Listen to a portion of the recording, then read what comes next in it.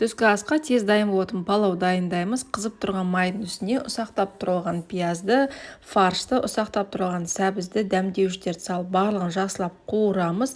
5 минут ұстаймыз отты. Одан кейін үстіне сәл толтыра суымызды құямыз. Қайнағаннан кейін жуып тазаланған күрішімізді саламыз. Жан-жаққа жаямыз күрішімізді. Бұл жерде бізде сорпасы азайғанша қатты отта ұстайтын боламыз. Осылай мінекей бетін араластырып қоямыз арасында.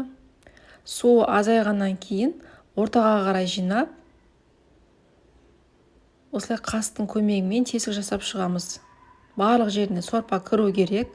Отты баяу басамыз, қақпағын жауып, 20-15 минут ұстаймыз. Міне осымен дайын. Ерекше дәмді болып шығады. Міндетті түрде дайындап көріңіздер.